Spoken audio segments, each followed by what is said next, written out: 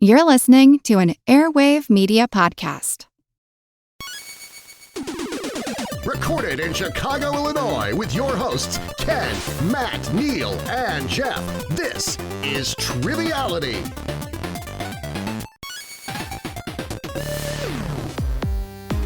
Hello and welcome to Triviality, the game where a lack of seriousness meets a little bit of knowledge. My name is Neal. I'm here with Jeff. How are you today? I'm doing well, Neal. Thanks for asking. Yeah, no problem.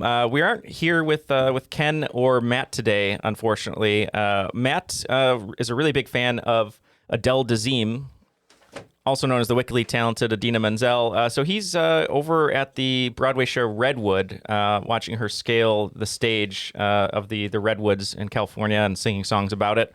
So hopefully he's doing okay. Ken is actually scaling the Redwoods in California. So they're on both coasts representing Triviality proudly. So we hope that they're doing okay. Anything you want to add, Jeff, to them or their journey? No, Godspeed. All right, yeah, Godspeed. But we have some really great guests here today that are just going to make it an awesome episode. We'll start with our host today, welcoming him back to the host chair. Always fun to have him here. Oakland 5 supporter on Patreon, John VanHenkelum. How are you? I'm doing all right. How about you guys? Doing great. It's always great to have you here. We've had fun on your episodes. What's new in your life? Anything else you want to tell the listeners at home before we play your game today? Yeah, I'm between jobs, as the polite way to say it, I've been told. So if you're looking for a senior data analyst for your company or a lead data analyst, let me know. All right. Well, hopefully, maybe someone. We have a lot of lawyers. We have a lot of, I don't know, what else we have a lot of? People who are smarter than us. Yeah, that's true. So someone's got to need a data analyst. So we hope that they can reach out. But thanks for being here today. And we have a very special team going up against us today. We're going to start with our friend Joel Mount, another Oakland 5 supporter on Patreon. Thanks for being here. And how are you today? I'm doing great. Thank you for inviting me. Yeah, of course. Always love having you here. And tell the folks a little bit about yourself. Well, I'm from New Jersey, exit 9, if you want to ask. And the last time I was on, it was a couple of years ago. I had one grandchild. Now I have two, and I just turned 60 this month. March, because I know this won't. Congrats on both. Yeah, congrats on both. That's great. Thank you. Well, in honor of your birthday and the new grandchild, we had to make sure you had the greatest partner you possibly could have. She's the hardest working person in trivia. So excited to have her here. Our friend Jay Borsom. How are you? I am not that conscious, Neal, but I'm here. I'm here to hang out with my friends and to make some new ones. I do, for the record, appreciate that there are 2 empty chairs over in the studio, and Jeff is sitting in the one seat where you can't fully see him. That's because this is my seat. I can't change seats just because they're empty. It has his ass imprint, so that's what we have to. It fits perfectly. Change leads to adaptation, leads to growth. Jeff, come on. I've been molding it for years. Yeah, you need to adjust the camera so we can see you guys. I could actually. But Jay, tell us a little bit about yourself for those that don't know, and how they can find you and all the great trivia that you write and work on and all that good stuff. Yeah, sure. So I am Jay Borsom from Liquid Courage Entertainment. You may or may not have heard of me. I make the trivia podcast circuit. I think this is the closest thing to an unpaid job that I have, except for my actual job where I don't make enough writing trivia content and presenting it both live and online. Now, where can people find WTF? Because that's the best trivia you can get in the land. The World Trivia Federation comes out 2 to 3 times a week with 10-question quizzes, general knowledge. You can find that at patreon.com/liquidcourage. That is courage with a K. But Neal, I have too much stuff. So I made a link tree. Linktree.com/liquidcourage will get you everything. There you go. All right. Well, we're so happy to have you here. You're going to be partnering with Joel today. And behind the scenes, we heard that there was a possible work emergency, but we figured you guys had an opinion on it. So what's your team name going to be today? I have already forgotten. And that's why I'm here and I have written it down. So your team name today is going to be No Such Thing as a Conglomerate Emergency, because someone may have had a conglomerate emergency today. May or may not. We don't have the receipts on that yet. Yeah, we don't. Yeah, we have to wait for the audit to come in for that. And then it came back and my name is Jorb on the coffee cup for some reason. Right. So. And then, me and Jeff, we're just going to be the collective feeling of everyone in the room. So we're going to be barely conscious today. which also will make up for our poor trivia play. But with that, yeah, it's going to be Barely Conscious versus No Such Thing as Conglomerate Emergency. Let's throw to the rules. The rules of the game are simple. 20 questions split into 2 rounds worth 10 points apiece. At halftime, there'll be a special swing round designed by this week's host. After regulation, players will enter the final round with the points that they've accumulated and will have a chance to wager 0 to 30 points on 5 categorized questions. At the end of the game, someone will be named the cream of the crop. The cream will rise to the top. Oh, yeah. Thank you, Darren. Let's throw it to John. We are ready to play. Sounds good. So there is a hidden theme to this game. Okay. It will be the category for the final question. You're going to have an opportunity to tell me the theme after every round. If you can guess the theme in the first round, you get 30 points. Swing round or second round, you get 20 points. And if you guess it while I'm naming the other 4 final categories, you get 10 points. Okay. Sounds good. All right, let's begin. Round 1, question 1. The category is 1. On August 9th, 2001, rapper Nelly released the song Number 1 as the lead single for the soundtrack of what crime thriller starring Denzel Washington as Detective Alonzo Harris and Ethan Hawke as Jay Hoyt? We're going to lock in over here at Barely Conscious. Yeah, it makes sense. This is film trivia, so. I believe that was Training Day, Jay. What do you think? No, that makes all the sense in the world. Once you give me the name, that lines up with the year and the actors. So I'm comfortable with it, Joel. Sounds good. Yeah, we'll lock it in. Jeff pounded his chest, said King Kong ain't got me, and we said Training Day. Yeah, Training Day is the correct answer for that one. 10 points all around. Okay, round 1, question 2. The category is 2-3. Michael Jordan has played for 4 different teams in his professional sports career. For 5 points each, name them. 5 bonus points if you can name them in order.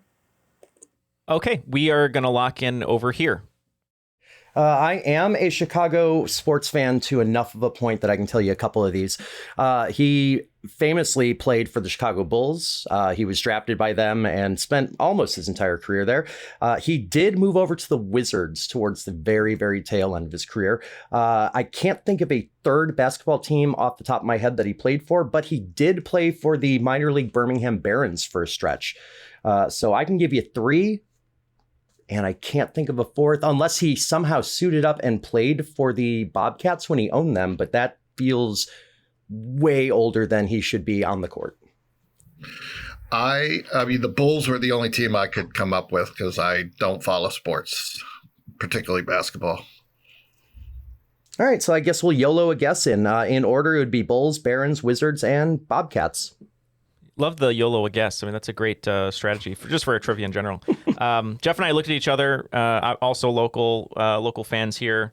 I'll have Jeff take the second 2. But yeah, we think started with the Bulls, drafted with the Bulls, spent some time with the Birmingham Barons. Yep, stepped away from, I guess, a slightly promising NBA career. Yeah, right. To play minor league baseball. And then Neal and I think he played for another baseball team before going to the Wizards, and we said the White Sox.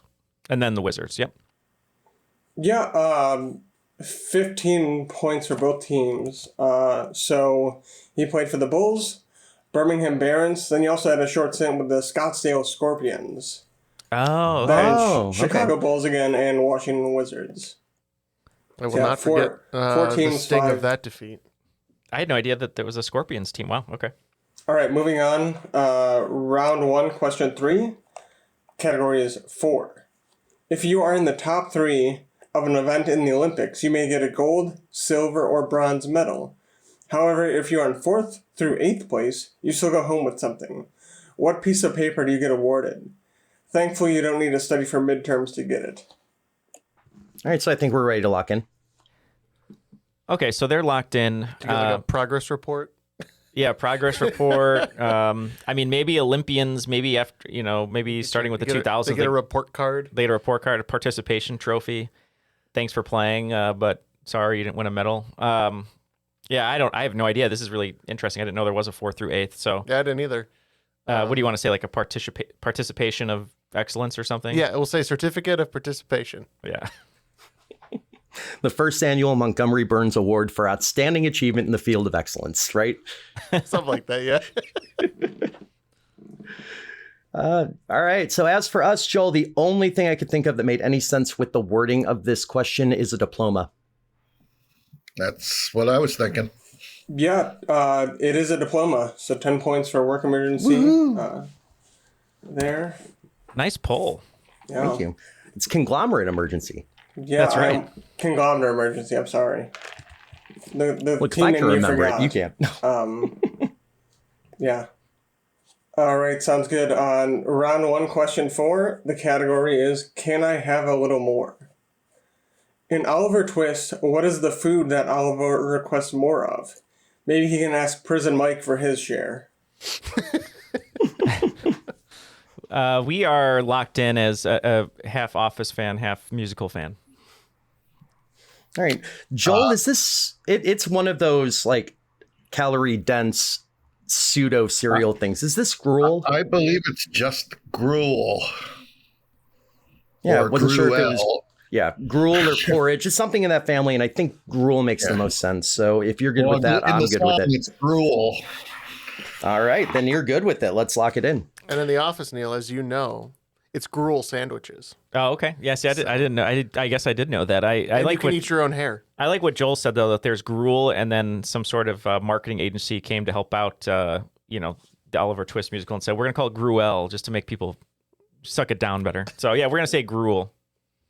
Yeah, points all around. It is gruel. And the worst part of prison was the Dementors. If you were wondering. Any guesses on the theme so far? I mean, I have a hunch as to kind of what he's going for, but I don't have the answer. All right, round 1, question 5. The category is 5. Pope Pius V is notable for his participation in the Council of Trent, in which the Catholic Church condemned the principles and doctrines of what other religion, which had a long list of problems with the Roman Catholic Church. Not quite as many as Jay-Z, though. All right, I think I have a strong guess on this, Joel. Okay, I'll go with it. So we're thinking about 99 problems, but a bubbly ain't one, Right. Because you're drinking bubbly. Yep.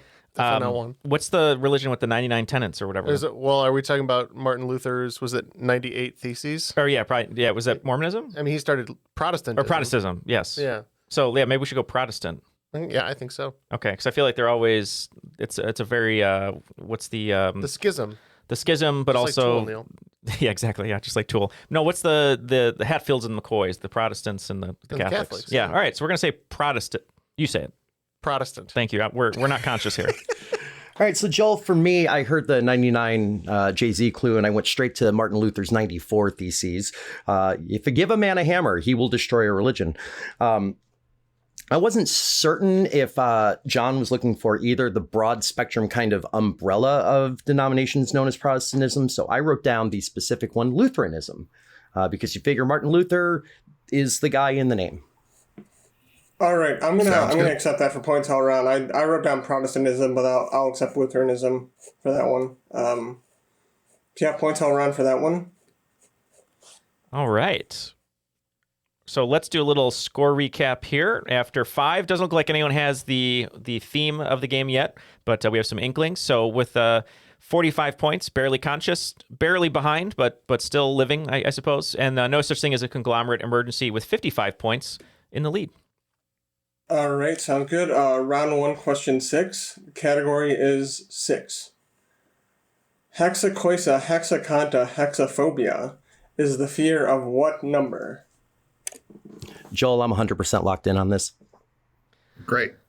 So, Jeff, that's what you think it is? I believe it's the number of the beast. So I will say I was at the conglomerate not too long ago, and for some reason I got this number and with my whatever the order was, and I said, "Oh, cool!" And the barista looked at it and they looked at me and they were not happy for whatever reason. Why would they be not happy? They must not like this number. So I thought it was fascinating that I got it. But Maybe anyway, they just really don't like the song that's true. So you can take it. by Iron Maiden. Yeah, we said 666, the number of the beast.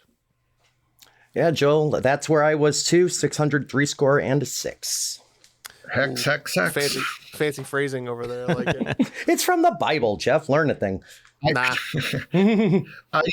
I used to work in retail in an old Funko land back in my early days. Oh, my Lord. Funko Land.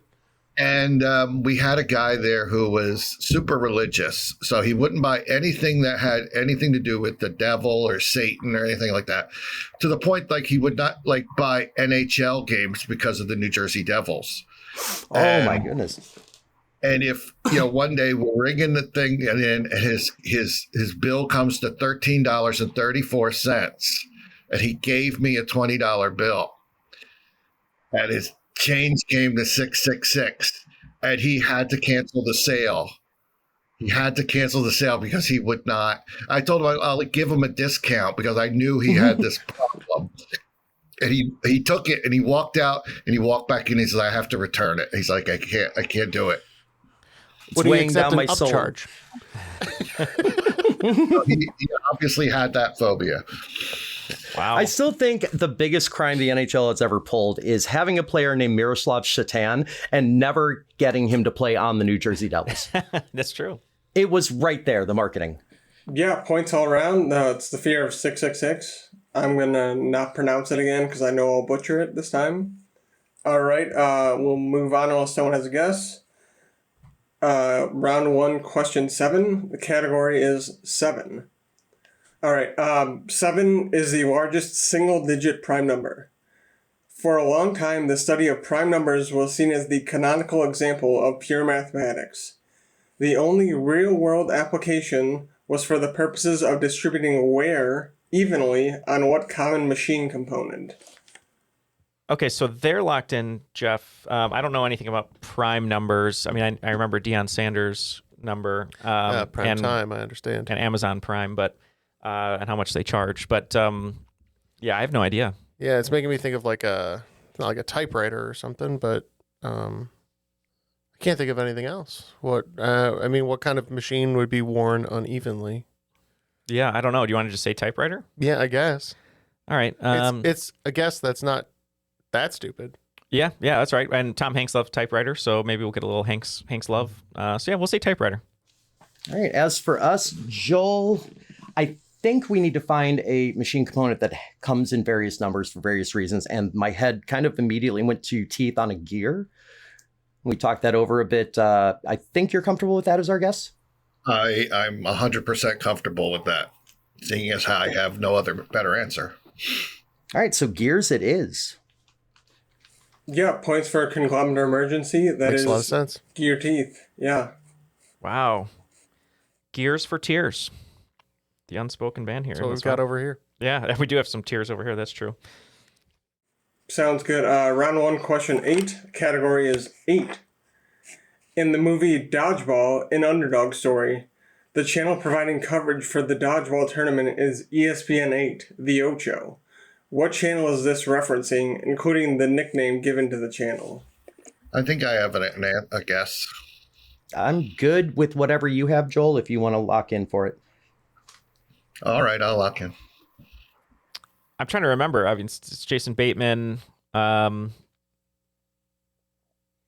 Strategy Cotton, see how that works out. Yep. I'm trying to remember the channel that it's referencing. Is it, I remember it too, and I'm just like blanking on it right now. I'm having a brain fart. I thought the Ocho was the nickname. That's why I'm like totally screwed up here. All right, we discussed this one for a little bit. We know that Ben Stiller's coming out with a pickleball movie. I'm sure it's going to be very similar to Dodgeball. Looking forward to that. Except the youngest person will be Rip Torn's age. Yeah, right. Yeah. But we knew Jason Bateman's, with the Ocho and Bold Strategy, et cetera. But we're not sure if it's a trick question or not. But Jeff, what do you want to go with? Yeah, we're going to say that the channel is referencing the actual ESPN and the nickname's the Ocho. As for us, Joel, you had some confidence on this, so I'll let you take it. Well, I mean, I had an idea, but I went a different direction and went with Univision with the number 1. I hope I didn't completely botch it. Yeah, no points there. Sorry on that one. The channel it was referencing was ESPN 2, The Deuce. Oh, the deuce. That went through my head, but I was like, I don't remember that being in Spanish, so that's what threw Jay me wrote it off. down. Yeah. I actually thought of that, but I'm like, well, that's not a Spanish language channel. The deuce. To be fair, I had no idea if the nickname was the Deuce. I just know there's an ESPN2. Yeah. We all feel like the Right. deuce here for getting that wrong, I think. I was trying That to was think a of a deucey Spanish trick channel. question, Jeff. Yes, it was. That should be the new thing. It should be there's a douchey trick question and a deucey trick question. Yeah, that's just the redux of it. Yeah. All right. Move on here. Round 1, question 9. The category is 9. A lot of interesting compound words come up in learning German, such as Orangensaft. Orange plus juice equals orange juice. What is the German word for yes and no? Joel, I took a little German in high school, so I am comfortable throwing something that makes sense out there, if you are. I know no German, so I mean, I dated a little German once, but I don't know the language. Okay, I think we can lock in then. All right. So we have Orangesaft, orange juice. What is the German word for yes and no? Yes is Ja. Ja, and then nine. It's a 9. Yeah, as we learned in 6. That's right. So we need the and. This is good, yeah. Ja, ja, nine. We'll Ja, turn ja, this. see nine. We'll turn this. What is it? 4 into a 9. Is the Yes. Yeah. So I'm trying to think. So if it's ja and nine, is there a orange fear is 4? Yeah, fear. Turn this fear into a 9. orange Great juice? line. Orange plus juice equals orange juice. Right. German word for yes and no. Is this just a ja 9? Ja nine. Yeah. What? Kind of like Fraulein. Frau 9. So yeah, we'll say ja nine. All right, good news, Joel. That is exactly what I wrote down too. And reading it, it looks like I misspelled Janine. Yeah, Yanein or Yain is the word I was looking for. So 10 points all around. Beautiful, beautiful. Moving on, round 1, question 10. Category is 10. The base 10 numeric system we use, also known as decimal, has 10 unique symbols which are combined to form larger numbers. Hexadecimal is used frequently in computer science due to the ease of conversion to binary. How many symbols does hexadecimal use? We're locked in, Neil. As are we. Good. I remember a long time ago, Jeff. Before we knew each other, I guess tangentially, but you were younger than I. But I remember, And I still am. you are still, That's how you time still works. are. That is how time works. Since we're moving at the same speed. I remember seeing you speeding down the main street and saying, "I'm what are we looking for? The hexagonal, Hexadecimal. hexadecimal." And you're like, "I'm a hexadecimal," and I was like, "Well, that makes sense because you're driving." Yeah. Except what would hexadecimal be in decimal, Neil? I believe from my extensive knowledge of these decimals, it would be 16. Okay. Okay. Not the answer I was looking for, but you are correct that it's 16 unique characters. Okay. Symbols, rather, for hexadecimal. See, and now I want to be a smartass and say the answer must be 10 because the number of symbols in any system is necessarily 10. But I am a math nerd who programs, so it is certainly 16. Yeah, points all around. 16 is what I was looking for. Yeah, I think the original title of Hexadecimal Candles just didn't work for John Hughes. So, all right, we have the scores after round 1. It's still a fairly tight game, but no such thing as a conglomerate emergency is pulling away a little bit. So, Barely Conscious, 75 points. Still haven't figured out the theme. Have a few inklings. No such thing as a conglomerate emergency at 95. Before we get to the swing round and have John tell us what's up for today, just want to say thank you to all of our patrons for helping make the show possible. We have so many bonus episodes that we get a chance to do, including 3 weekly bonuses on Patreon, which are written by us, plus a monthly crop drop, Ask Me Anything style episode at the end of each month. You mean monthly? 3 monthly plus the crop drop. Yes, you know what I'm saying. I do. I just don't want people to think we post every other day. Okay. Although Well, we yeah. get close sometimes. Well, yeah. How many times do we post a week? At least 2. At least 2. Okay. So you get your main feed Sometimes episodes. 3, often, occasionally 4. Yeah. So basically, the reason we're barely conscious is we're constantly pumping out content. So and we couldn't do that without our patrons. So if you'd like to join them, you can go to patreon.com/trivialitypodcast. For as little as $1 a month, get all the episodes like this one ad-free. Don't have to hear us talk about Patreon like this. And for as little as $5 a month, get all those bonus episodes that we talked about. Plus, we'll even spell your name right. That's true. And hopefully spell our own names right, to be honest. And before we get to the swing round here, if you like to listen to music, maybe while you're playing trivia, doing the crossword, or doing anything else, Ken mentioned that he has a new album out. He contributed on an album of the new band Iota Centauri. So if you go to iotacentauri.com, IOTACENTAURI.com, you have this brand new album, the latest solo ambient project from TJ Fulfer that Ken contributed some vocals on. It's a great album to listen to in the background or while doing some work. So check it out, Iota Centauri, and have fun. All right, John, what do we have in store for the swing round today?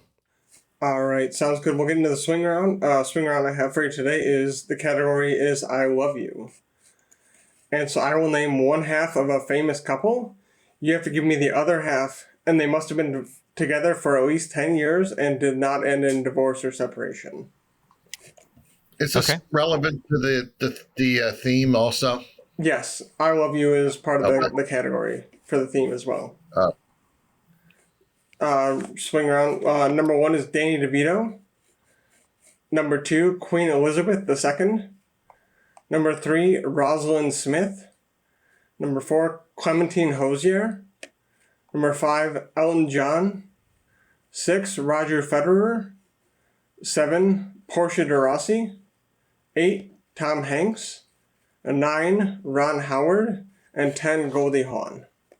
Cool. All right, we will mull these over and be back with our answers. From the creators of the popular science show with millions of YouTube subscribers comes the Minute Earth podcast. Every episode of the show dives deep into a science question you might not even know you had. But once you hear the answer, you'll want to share it with everyone you know.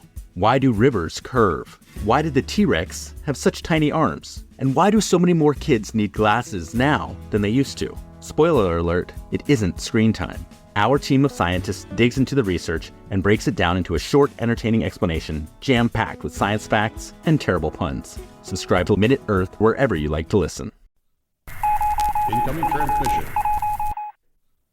Hello, my name is Matt. And I'm McKinley. We are the father-son team that brings you History Dispatches. History Dispatches is a short daily history show where we talk about topics from all over the world and all throughout history. We talk about people, places, events, and even objects. While anything is fair game, we have a soft spot for the weird, the wacky, and the obscure things you may have never even heard of. Do you have any examples? How about Wojtek, the bear who rose to the rank of corporal in the Polish army? Or the Great Emu War? Or how about the biggest treasure take in the history of piracy?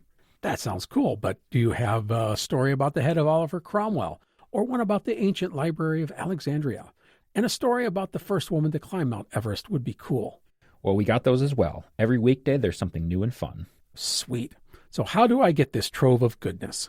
All you have to do is go to historydispatches.com or just look for History Dispatches in your favorite podcast app.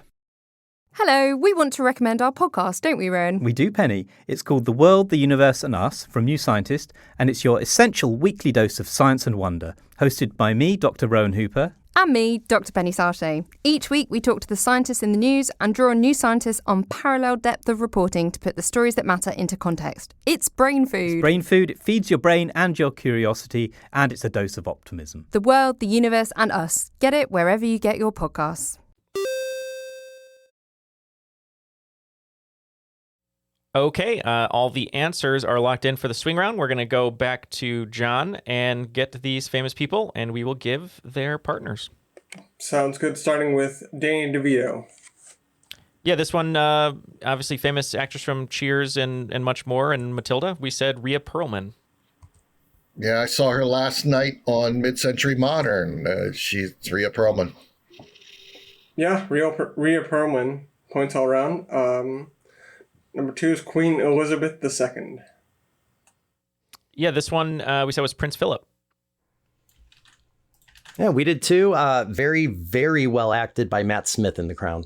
Very good. Agreed. Yes. Yeah, Prince Philip, Duke of Edinburgh. That's correct. Number 3, Rosalind Smith. Yeah, pretty sure this is Rosalind Smith Carter. So we said Jimmy Carter. We took a guess and said Jimmy Carter. Yeah, points, Jimmy Carter. Number 4 is Clementine Hosier. I'm certain I'm mispronouncing that. Yeah, Jeff also commented on John Lithgow's great performance on The Crown as this person. We said Winston Churchill. That is not at all what we said. We couldn't come up with anything except for what might have been an answer, but is probably more of a joke answer of the music artist Hosier. Yeah, Winston Churchill. Points for barely conscious there. It wouldn't be that out of the question. I mean, you have Taylor Lautner and his wife, Taylor Lautner. So, all right, number 5 is Elton John. Yeah, this one, I knew the last name, couldn't think out the first name, and then Jeff gave the first name, so we said David Furnish. And Joel knew this one, I think, 100%. David Furnish. Yep, David Furnish, points all around. Number 6, Roger Federer. We knew it was someone famous. We couldn't pull Tennis the name. player? Famous tennis player, potentially, yeah. And we couldn't come up with the name, so we knew that when we were in college, our walls had a poster of Anna Kournikova, so we just said Anna Kournikova. Even though we know she's happily married to Enrique Iglesias. Yes. Yeah, as for us, we kind of fell into the same situation where we were thinking has to be an athlete. I spent more time than I care to admit conflating Federer with Sampras. So I was thinking in that Monica Seles, Steffi Graf area, and then I remembered that he wasn't. And we hemmed and hawed a bunch about tennis stars, and then we went away from tennis. I wrote down Mia Hamm. We'll see. Yeah, no points there. It was Miroslava Wawrinkova, but I would have accepted Mirka Federer. All right, number 7, Portia de Rossi. Yeah, we went Ellen DeGeneres. Yes, we also said Ellen DeGeneres. Yeah, points, Ellen DeGeneres. Number 8, Tom Hanks. Tom Hanks, sometimes producing with his wife, found My Big Fat Greek Wedding at a one-woman show here in Chicago. We said Rita Wilson. Yeah, I mean, he named a volleyball after her. We also said Rita Wilson. Yeah, Rita Wilson, points there. Number 9, Ron Howard. Jeff was talking about how all the Howard children are named after where they're conceived, basically, right? So we said he's married to Debbie Does Dallas. That's actually better than the joke answer we wrote down because we couldn't come up with anything. I literally wrote Mrs. Howard. Factually correct. Yeah, no, technically correct. The best kind of correct. I was looking for Cheryl Alley. Okay. And number 10, Goldie Hawn. Yeah, we said Kurt Her Russell. second marriage, right? Yeah. Mm-hmm. I didn't think that they were married. I think they were just like long-term life partners. Oh, maybe they are. No, they are just life partners. Yeah, that's awesome. Yeah, I got raked over the coals once writing a trivia question about Kate Hudson and like the celebrity married couple, and somebody's like, "No, they're not married." And like, fair enough, but there should be some kind of common law thing. It is Kurt Russell though. Oh, it would have to be at this point. Yeah, that's who I was looking for. And you can rake me over those coals as well because I misremembered that or mistyped it. No, you put for relationship. You did not say marriage. That was me perfect. Yeah, they've been together for like 40 plus years. Yeah. Awesome. And set those coals back aside then. Perfect. After the swing round, Barely Conscious picking up 35 points, but just not enough to get that lead. So we're going to be at 110 points. And No Such Thing as a Conglomerate Emergency picking up 30 points, bringing their total to 125. So 110 to 125. All right, we'll get into round 2. Still have 20 points on the board for the theme of the episode and the final question title. So round 2, question 1, ABC. The ABC song where you sing the alphabet was first copyrighted in 1865 by Boston music teacher Charles Bradley. The tune of what nursery rhyme is used for the song? Joel, I'm pretty good on this one. Yep. I'm guessing it's Twinkle Twinkle, right? So I would A, say B, so. C, D, E, F, right? Yeah. So, and have you heard the new way that they're singing this song? No. I have. You have young nieces. Is this what you're getting off the? Well, there's no the longer LMNOP. It's I got to look it up again, but it's crazy. It's just a different way of singing it. So they don't do LMNOP. I think they do like LMNOPQ something something. It's really weird. It's strange. Anyway. No LMNOP. No LMNOP anymore. But we said Twinkle Twinkle Little Star. I don't know what to do with myself. Yeah, without singing it that way, where's the LMN letter that goes with the MacNeil? Yeah, Joel and I think came to the same realization at the same time. It is the tune of Twinkle Twinkle Little Star. Yeah, points all around. I have a Twinkle, twinkle, little two-year-old star. granddaughter. I sing it all the time. Yeah, points all around. Twinkle, twinkle, little star. That's the Disney approach to writing music, right? You take something that's no longer copywritten, and then you copyright it. Yep, the good borrow, the great steal. That's right. Yeah, all right. Round 2, question 2. The category is D.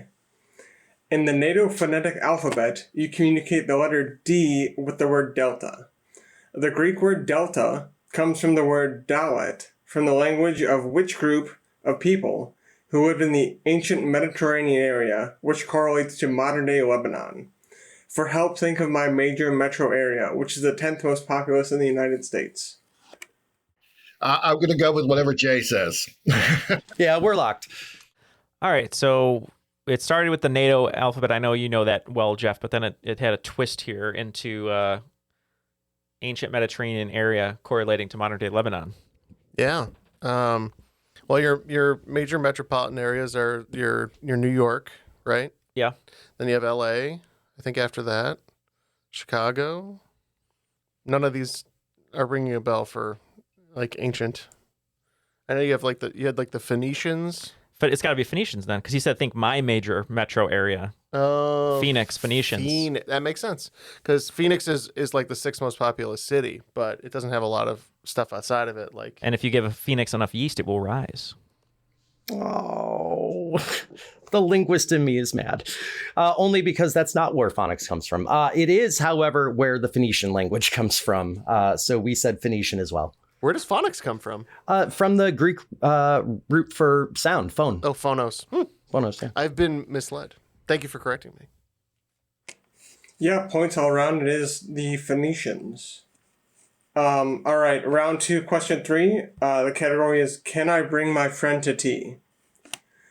The Long Dark Tea Time of the Soul is a detective novel written by Douglas Adams, who is the main character of this novel who runs a holistic detective agency. For double points, what was his original name in the book? The character and agency were also a TV series created by Max Landis. Joel, I am 100% on the first part of this. I have no idea on the bonus. Ditto. So I almost know this one, and this show is kind of ruining my mind because all I can think of is Dick Gutley, and I know it's close to Dick Gutley, but I can't get Dick Gutley out of my head. Oh, no. Our stupid character from the show. Hey, everyone, do you remember this detective? You know, that's... no one has forgotten the Gutley. God, it sounds just like Dick Gutley, and our references are ruining me. Hold on. Dirk Gently? Okay. I'm like all over the place. Okay. Dirk Gently. It's not ringing any bells for me, but that doesn't mean anything. So let's just go with Dirk Gently. Yeah, we'll go with Dirk Gently. The amount of annoyed I am right now, Joel, I need you to know. I was hoping he was going to say Dirk Diggler. If you let a podcast host talk long enough, they will accidentally stumble into the right answer. It is Dirk Gently and his holistic detective agency. I, for the record, do not know what his original name was. Joel, if you want to throw any kind of guess out, by all means. I'll say that it was it was a sequel to the Hitchhiker's Guide, so it's Arthur Dent. Yeah, 10 points for both teams. It is Dirk Gently. His original name in the book was Svald's Jelly. What was it? Svald Svigelli. I don't know how to pronounce it. Svigelli. Okay. Yeah. SVALDCJELLI. Oh, interesting. That is a name and a half right there. It is, yeah. Yeah. And it rolls off the tongue, obviously, just as easily as Dirk Gently. So nothing rolls off my tongue easily, so. Sounds good. Round 2, question 4 is EF. The Netflix documentary series, History of Swear Words, is hosted by what actor who was once the owner of the LaLaurie Mansion in New Orleans, which is known to be haunted? Okay, I think we are going to lock in. All right, Jay, I think this is Nicolas Cage, but I'm not 100% sure. I mean, I have no effing idea, so I'm happy to go with Nick Cage. And I know he's weird enough to own the LaLaurie Mansion, so. Yeah, we also think it's Nick Cage. We heard that he bought like a haunted place. I know a friend of mine had a meeting once, or both of us technically. I just wasn't there.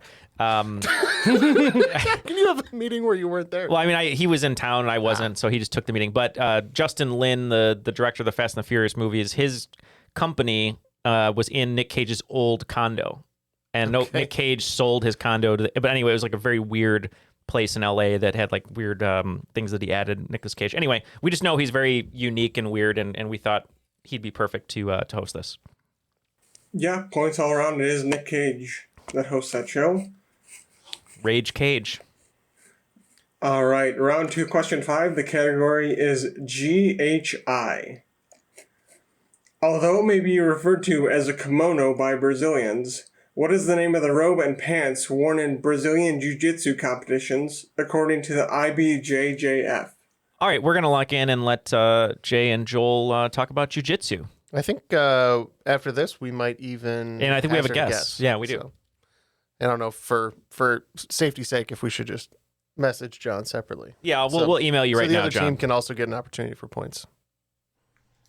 Joel, I cannot pull a different answer from the back of my mind to the front on this. However, looking at the category, I now can't get the word gi out of my head, which is definitely the name for some kind of like martial arts combat wear.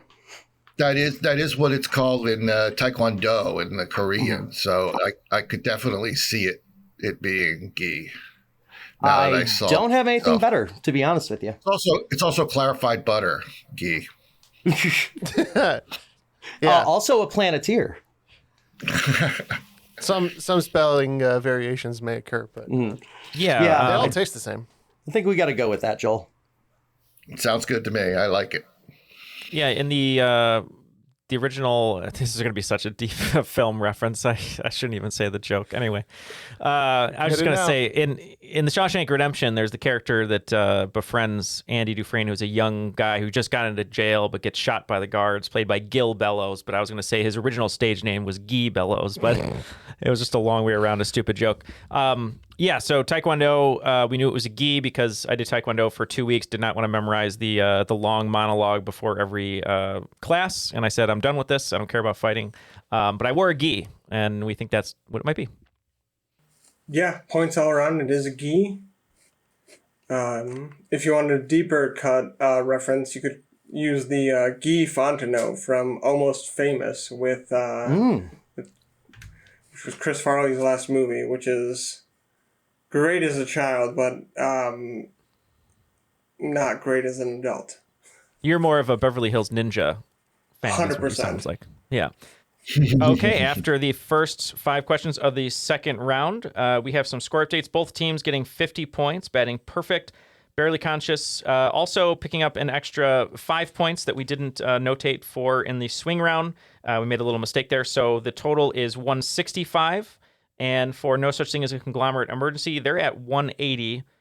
But we did submit our theme guess, so we'll go to John to see if that was correct. Yeah, your theme guess was correct. So bonus 20 points for Barely Conscious. And now Conglomerate Emergency, if you guys want to discuss it for the rest of the round, you can have your opportunity for 20 more bonus points as well. All right. Well, that means the scores are at 185 for Barely Conscious, the first lead of the game, to 180 for Conglomerate Emergency. See how long it lasts. All right, sounds good. Round 2, question 6. The category is J. That's me. John Peterman is the founder of the J. Peterman Apparel Company, headquartered in Blue Ash, Ohio.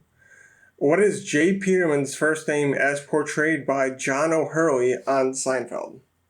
All right. Joel, I have no blanket idea. Neither do I. I'm just thinking Seinfeld, being a comedy, the character being kind of unique, and I'm thinking like a kind of a strange, uncommon name like Josiah or something like that, like kind of a New Englandy. So, See, my head goes straight to The Simpsons. Being a big fan, we know that Homer J. Simpson's middle name is Jay, J-A-Y.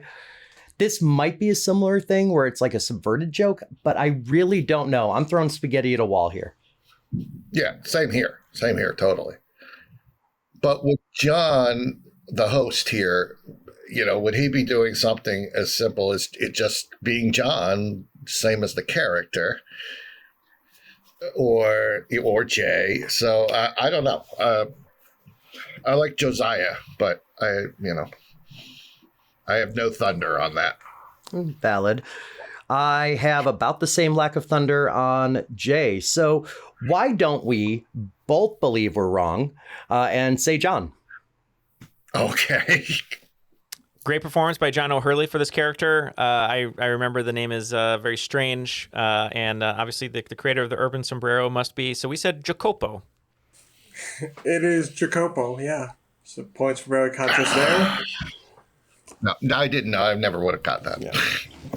There's no universe in which I'd have gotten points. So it's like Jacob with a P and an O. Yeah. Like Papo Gijo. Yeah. All right, round 2, question 7. The category is black, white, green, red. If you're buying a modern printer, you will have 2 main options for supplying the color for printing: ink and toner. While modern toner may contain polypropylene and silica, among other ingredients, original toners were comprised mainly of 2 things: powdered carbon and what chemical compound that is commonly known as rust. It took until the last word, Joel, but I believe I am good on this one. Oh, good, because science is not my category. What do you know about polypropylene and silica, powdered carbon, and rust? Yeah. So the only thing I really know about rust is it's when, iron breaks down, right? Mm-hmm. And I think the only way something rusts is an oxidation reaction. I think that's iron oxide. Okay, iron oxide. Yeah, that's what I think as well. I don't know if you need the chemical formula for it, which for the record, I think is like Fe2O3. But yeah, Joel, I really do believe it's iron oxide we're looking for here. Yeah, points all around. It is iron oxide. All right, round 2, question 8. The category is Can I Take My Friend to Bed? The love triangle is a common trope in TV and film. A particularly meta version of the trope is in the 2001 movie Get Over It, where high schoolers in a love triangle also played the love triangle characters Demetrius, Lysander, and Hermia in a musical version of what Shakespeare play, which the movie is loosely based on. We're locked in. I've seen this a million times with Cisco and Kirsten Dunst. Okay. Yeah, Joel, I can tell you the plays it's not as comedies, but as far as what it is, I don't know. It's not The Merchant of Venice. It's not The Comedy of Errors. There are a few more leaping to mind, maybe. It could be something like Love's Labor's Lost, but I don't have a lot of confidence on that.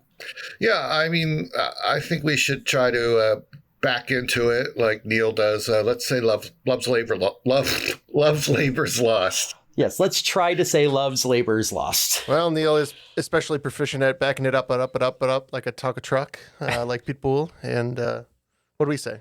Yeah, so on to the discussion that you may not have heard. I think you guys actually backed out of it, not backed into it, because Joel said the correct answer right away. I watch this movie all the time, 2001. It's A Midsummer Night's Dream. Yeah, Midsummer Night's Dream. Points for Barely Conscious there. Someday I will figure that play out. Today is not that day. Tomorrow's not looking great either. If you ever need to remember, it's the one with the donkey man who gets the donkey head by magic. But yeah, this movie... Puck, yep. 2001, it had Kirsten Dunst, Ben Foster, Mila Kunis, Cisco, Martin Short, Shane West, Colin Hanks, Zoe Saldana, Carmen Electra, recording artist Vitamin C, Ed Begley Jr., and Coolio. What a cast. That is a cast and a half. My God. All right, sounds good. Moving on, round 2, question 9. The category is pink, brown, yellow, orange, and blue. Pink Cadillac is a song on the B-side of Bruce Springsteen's album Dancing in the Dark. They were also given to the top sales performers at what cosmetics company? I believe I know this, Dead to Rights, Joel. All right, so they're locked in. Yeah, it's the makeup Ponzi scheme or whatever, is it? Mary Kay, right? Is it Mary Kay? I've seen pink cars with like Mary Kay written on the side instead of like the model. So yeah, or maybe not Ponzi scheme. What's it called?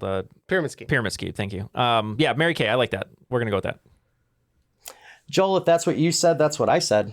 Yeah, points all around. It is Mary Kay for that one. Moving on, round 2, question 10. I love you. There are many chemicals associated with love, such as dopamine, serotonin, norepinephrine, and phenolphthalein. However, one specific pheromone is commonly known as the love chemical. What is it? Trying to think what this would be, Joel. I want to say there's like a hug hormone, but that might just be dopamine. No, it's not dopamine. I need dopamine. Serotonin. That's the ADHD talking. Depression. Norepinephrine is the author of Postcards from the Edge. Yeah, I don't think it's progesterone, although that does have some play in there, mostly like mother-child love. What's the love? The hug thing. I'm talking to myself here and I'm making weird gestures to try to figure this out. I have nothing else to say here except for just a complete, there's a slight chance it's right guess of progesterone. Yeah, I was thinking we just go with that if we can't think of anything else. All right, so you're going to lock in with progesterone? All right, Jeff, you're the one who put some power behind this one. I'm not too sure what it is. I think in the list of the 5 chemicals I associate with feelings of love, the one not mentioned is oxytocin. Yes, oxytocin is correct. Points for Barely Conscious there. And Conglomerate Emergency is your last chance for 20 points for the bonus category if you guys have a guess. You can just throw out whatever you want. I wrote down very, very early in the word feist. Because Feist has a song called 1, 2, 3, 4. That said, I don't think these are the lyrics to Feist's 1, 2, 3, 4. Yeah, I mean, I had song lyric in my head. That's all I could, but I couldn't go any more specific than that. I also have this problem where I've been watching a lot of YouTube shorts from a creator called Tubby Nugget, and they have a song called I Love You. And I have to get that out of my head to get the Feist in and then out of my head. Well, in that case, Joel, because I don't have anything else, do you want to say these are the lyrics to 1, 2, 3, 4 by Feist? I love it. All right. It is not the lyrics to 1, 2, 3, 4 by Feist. Didn't think it was, but have nothing else at the moment. Yeah, I like keeping things competitive, so I'm cool with letting them. Yeah, we'll have them guess in the final round. I was gonna let you guys guess as many times as you want, but you guys got competitive and didn't want to give out your information to the other teams. Well, yeah, I wanted them that's to have fair. a shot. Yeah, so. Yeah, we'll let them have a shot for the final. After round 2, the scores are in. It's still fairly close. No such thing as a conglomerate emergency. Going to have 200 points going into the final round, so 200 points to work with. Barely Conscious at 235, so only 35 points separate each team. But before we hear those categories from John, just one more reminder about Patreon. For as little as $1 a month, you can get rid of all the ads like this one. For $5 a month, you can get all of our bonus content like the weekly bonuses and crop drop every month. And if you'd just like to help the show to have us produce bonus episodes on the main feed like The Sopranos or Star Wars or anything like that, Bloodsport or all the other things that we do, especially the Triviality minis, which are a lot of fun, but it's also an extra thing we can give to our listeners that are Patreon supporters. So if you'd like to support the show, go to patreon.com/trivialitypodcast. All right, what are our final round categories, John? Sounds good. For final round, we are playing another game of actually. So I'm going to read you a statement. It is a false statement. If you could tell me what was wrong, you will keep your wager. If you can correct the statement, you will win your wager. So if you bid 30 and you tell me what's wrong, you'll lose 0 points. But if you tell me what's wrong and tell me the correction, you will get 30 points. Sounds good. The categories are sail the ship, chop the tree, skip the rope, look at me. You guys have one more chance for 10 points if you want to take a guess. Joel, maybe like double Dutch rhymes? Like double Dutch, what's the word I'm looking for? Things double Dutch people say as words. Yeah, the kids' playground poem chant thing. Yeah. How does one become double Dutch? I know of being your like... mother and your father are both Dutch, and then you're double Dutch. You stuck 2 Dutch boys on top of each other. It is a song. The category for today was All Together Now, in the category for the last question. So again, the categories are sail the ship, chop the tree, skip the rope, look at me, all together now. All right, we heard the categories, and the wagers are in for both teams. Pretty easy to remember. Barely Conscious going 25s all the way down, and No Such Thing as a Conglomerate Emergency going 30s all the way down. All right, well, let's give you those incorrect statements. Sail the ship. According to a Sail magazine article, there are 7 essential sailing knots of 3 categories. Knots, which are tied on the end of a single line. Joints, which combine 2 lines together. And hitches, which anchor a line to a cleat or other line/object. Chop the tree. According to Sherwood Lumber, there are 9 steps in converting a log to lumber. Harvesting and transportation, scaling, sawing, edging, trimming, drying, planing, and grading. Skip the rope. Shockingly, competitive jump roping is a thing, with show freestyle events, which are focused on presentation and entertainment, speed events, based on how many jumps a competitor can do for over a length of time, or multiple events, based on how long an athlete can jump for while being distracted or interrupted by judges/audience members. Look at me. In short, after light passes through the lens of a human eye, the lens works together with the cornea to focus light correctly on the retina. Then special cells called oculoreceptors turn the light into electrical signals. These electrical signals travel from the retina through the optic nerve to the brain. Then the brain turns the signals into the images you see. All together now. The War of the Worlds was a Halloween episode of the radio series The Mercury Theater on the Air over the CBS radio network.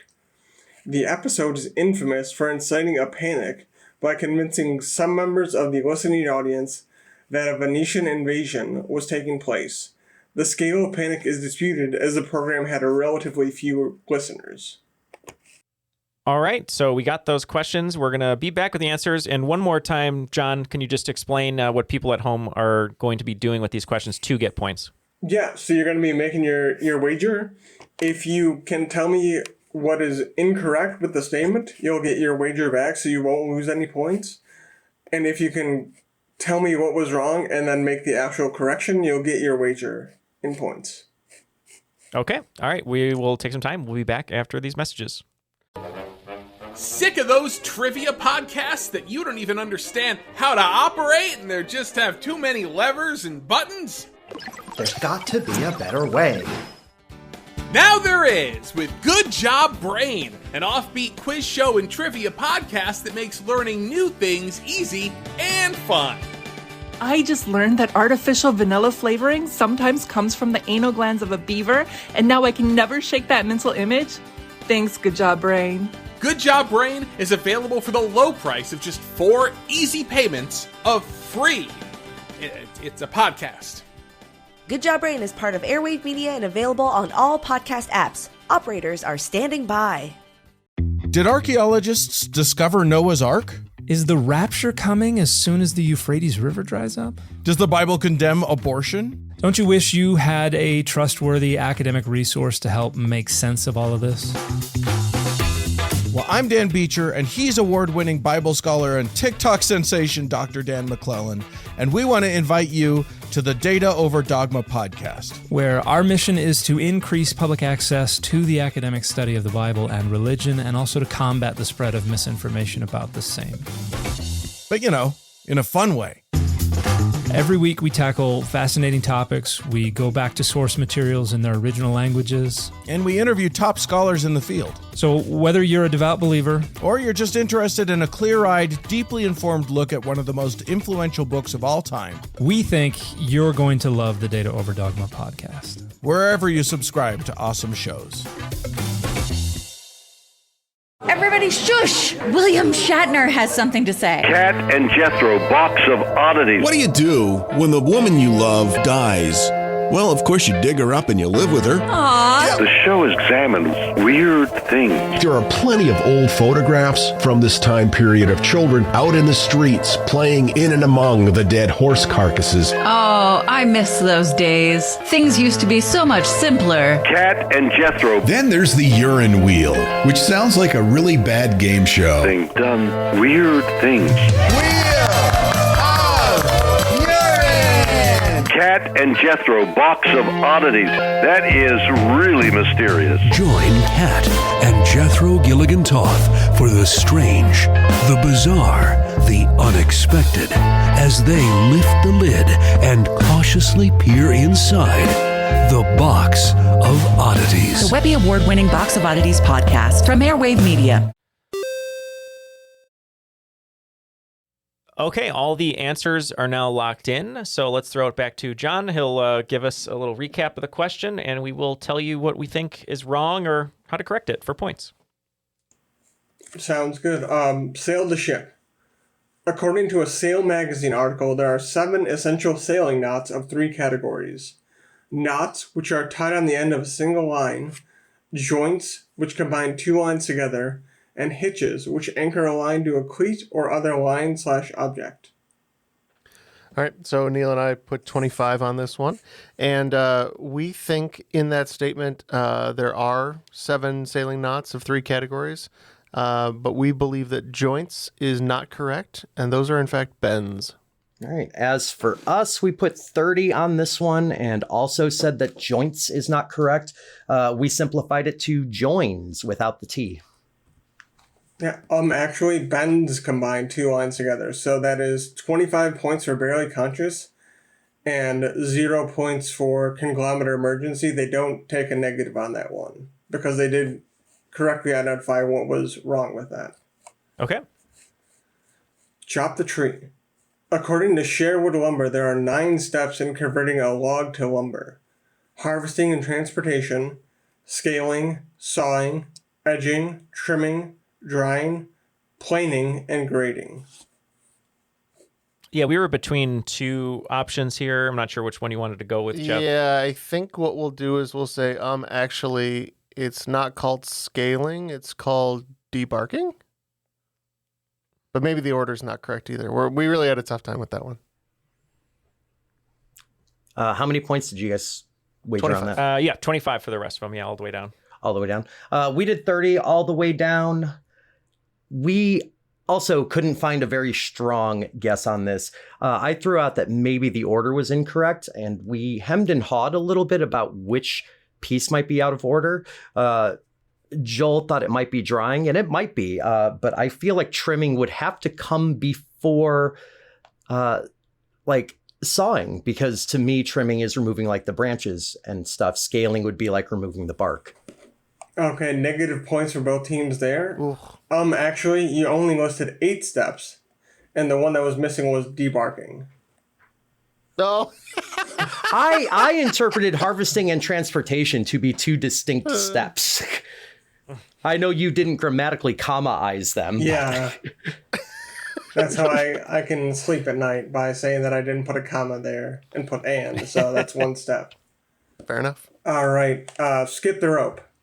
Shockingly, competitive jump roping is a thing with show freestyle events, which are focused on presentation and entertainment, speed events, which are based on how many jumps competitors can do in a length of time, or multiple events, based on how long an athlete can jump for while being distracted or interrupted by judges/audience members. All right, for this one, Jeff, correct me if I'm wrong, we said it was the third one. Yeah, we didn't know that there was one where they would get distracted by audience members. So yeah, so we said multiple events based on duration, also known as the sting sector. As for us, I think we agreed that third one stuck out like a sore thumb. I think we decided that it just doesn't exist. There's no such thing as multiple events, especially when you allow for like the judges and audience members to distract you. It seems like it would be worrying to be competitive. Although it does sound like something I would do, no points there. Actually, multiples are based on how many double or triple jumps an athlete can do in a row. Oh, we were talking about that, yeah. Yeah. So it's just 0 points for each team? Yep, 0 points for each team. All right, look at me. In short, after light passes through the lens of a human eye, the lens works together with the cornea to focus light correctly on the retina. Then special cells called ocular receptors turn the light into electrical signals. These electrical signals travel from the retina through the optic nerve to the brain. Then the brain turns the signals into the images you see. Yeah, Jeff, you had this one, I think, or at least an idea. Yeah, so I've got 2 ideas, and I know this is really hard because you can't really throw 2 ideas out there for one answer, but I'm going to say them both because it's going to bother me if I don't. So I think the order is wrong on where the light passes, so it would go through the cornea first because that's the outside layer, and then pass through the pupil, assuming that's the lens. And then, you know what, we're just going to go with that. Okay. All right. As for us, and we might just be confusing 2 things here, but I feel like ocular receptors are more accurately or more commonly called photoreceptors. So we made that change. Yeah, 30 points for conglomerate emergency there. Actually, ocular receptors are not a thing. The cells are called photoreceptors. And apparently the lens and the pupil, the lens and the pupil are different. So minus 25 points for barely conscious there, and 30 points for conglomerate emergency. Big swing on that one. Big old swing, yeah. All right, all together now. The War of the Worlds was a Halloween episode of the radio series The Mercury Theater on the Air over the CBS radio network. The episode is infamous for inciting a panic by convincing some members of the listening audience that the Venetian invasion was taking place. The scale of the panic is disputed as the program had relatively few listeners. Yeah, this one, we were pretty sure or pretty positive that there was no such thing as Venusians. It was just the classic Martians that were invading Earth. Yep. Little green men from Mars is what we said too, right, Joel? Yes, although before I saw the question in chat, I thought maybe he was referring to Venetians from Venice, Italy. And I thought he was referring to Phoenicians from Phoenix, that was just Jordan. That was just that Midwest accent coming out. He had it written as Venusian, so. Yeah, full points there. Actually, the aliens in the World of the Worlds are Martians. So 30 points for conglomerate emergency, 25 for barely conscious. All right, the scores are in, and with that final category, the actually selection of categories, it was very, very close. A lot of canceling out and addition, subtraction. The final scores, though, are going to be no such thing as a conglomerate emergency with 230, but barely conscious, barely winning by 5 points, 235, making us today's cream of the crop. My life is a fairy tale, but the author is German. The cream rises to the top. That darn ESPN2 question and Midsummer Night's Dream. We could have won this. Yeah, by a fingernail, Joel. By a fingernail. Yeah. What great competitors you both were, though. We're so happy to have you both here today. Joel, let's start with you. Any shout-outs or anything before we let you go today? It's always great to see you. Great to have you on the show.